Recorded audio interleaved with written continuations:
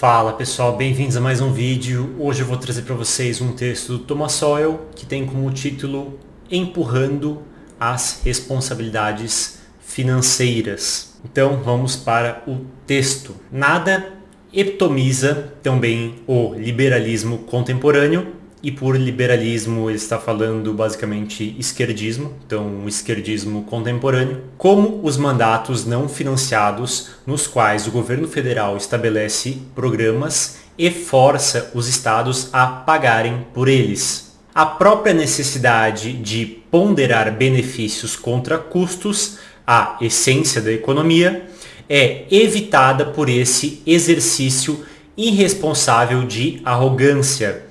É como fazer compras por impulso e cobrar no cartão de crédito de outra pessoa. A grande histeria na mídia sobre os maravilhosos programas que serão perdidos se os mandatos não financiados forem interrompidos perde o seu ponto. Se esses programas são tão maravilhosos quanto afirmam ser, então deveriam ser pagos. Nada é mais fácil do que apresentar um argumento verbal para quase qualquer coisa. Mas você está disposto a colocar seu dinheiro onde está a sua boca? Se você nem mesmo está disposto a colocar o dinheiro dos contribuintes onde está a sua boca, há algo de errado em algum lugar. O número de coisas benéficas excede em muito o que qualquer nação pode bancar. Por isso, tanto indivíduos quanto organizações devem pesar as compensações o tempo todo.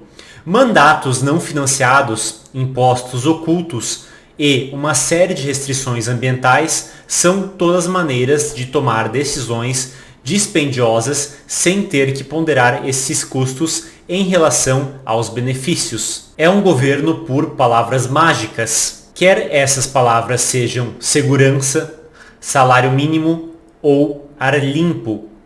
Alguém pode ser contra a segurança? Não verbalmente e não politicamente, mas na vida real. Andamos por aí em trajes de armadura? Nos recusamos a dirigir ou andar em carros? Claro que não. Pesamos os riscos contra os benefícios. Apenas na retórica política, eloquentemente afirmamos que a segurança deve ser alcançada a qualquer custo.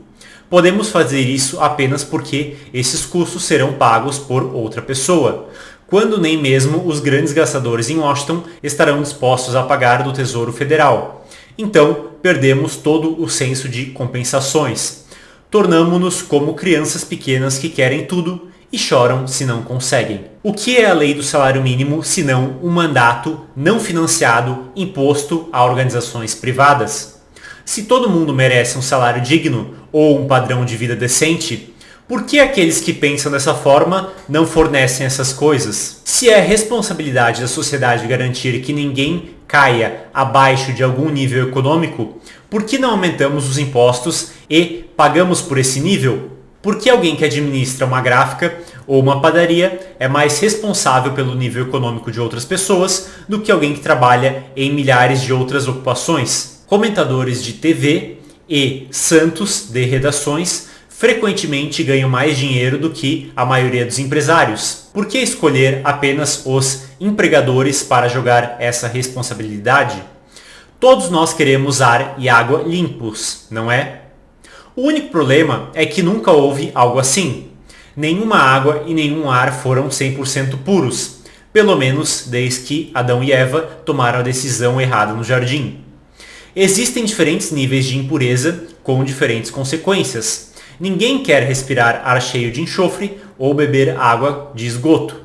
Portanto, faz sentido remover algumas impurezas, mas não cada traço de tudo o que qualquer histérico pode pensar. Existem poços sendo fechados pelo governo porque tem traços de produtos químicos em quantidades menores do que você pode encontrar em uma garrafa de refrigerante ou lata de cerveja.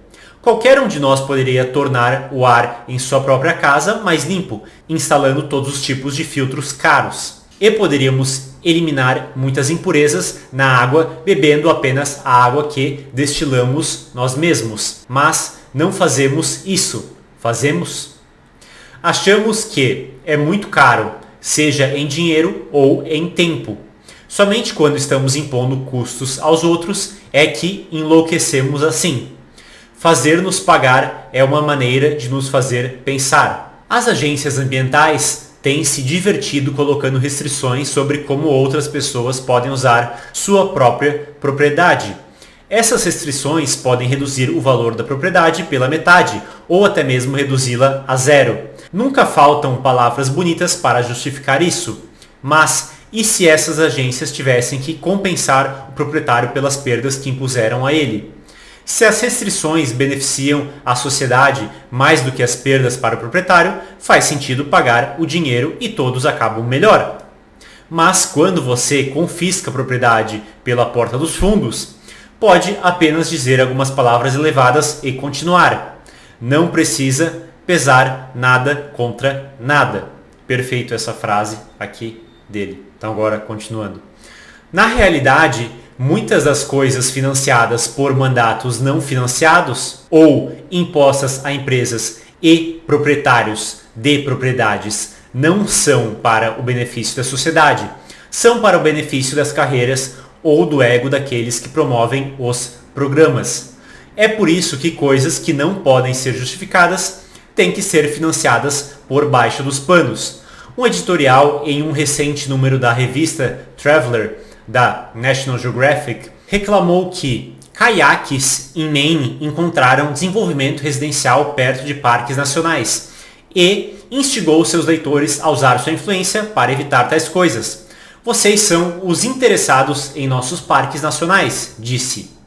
Realmente? Ponto de interrogação. Que interesse tem os canoístas e outros de mente semelhante que não seja também um interesse mantido por pessoas que constroem casas de férias cuja presença ofende o conjunto de canoístas? Os proprietários de casas são tão cidadãos e contribuintes quanto os canoístas e têm até direito a tratamento igual sobre a 14ª emenda. A essência do preconceito é negar aos outros os mesmos direitos que você reivindica para si mesmo.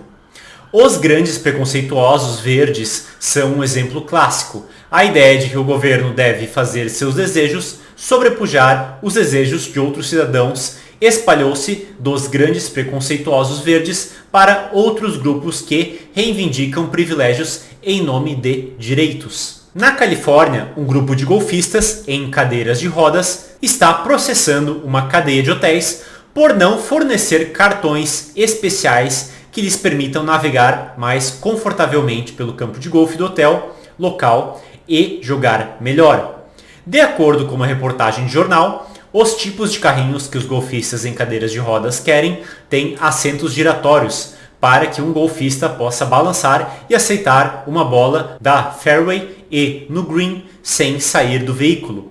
Se os golfistas quiserem esse tipo de carrinho, nada os impede de comprar um, exceto que prefeririam que outras pessoas fossem forçadas a pagar por isso.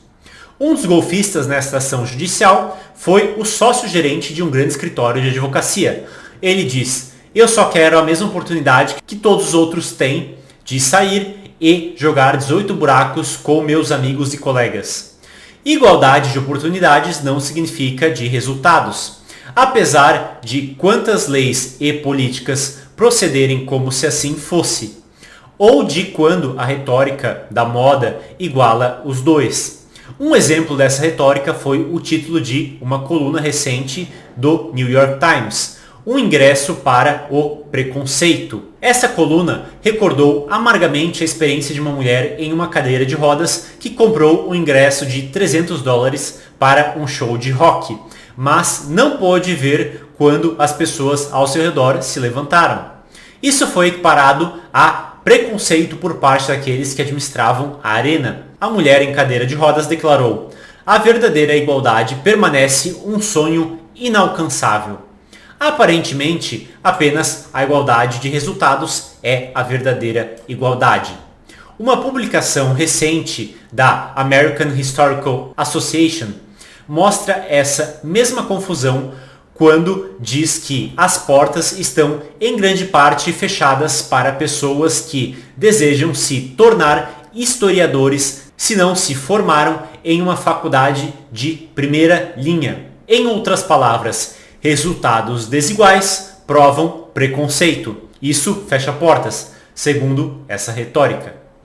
A confusão entre igualdade de oportunidades e igualdade de resultados é uma confusão perigosa por trás de muitos tipos de políticas. Bem, pessoal, pelo vídeo de hoje é isso. Espero que tenham gostado. Então, um texto muito bom do Thomas Sowell. Vou ficando por aqui. Um abraço e até o nosso próximo vídeo.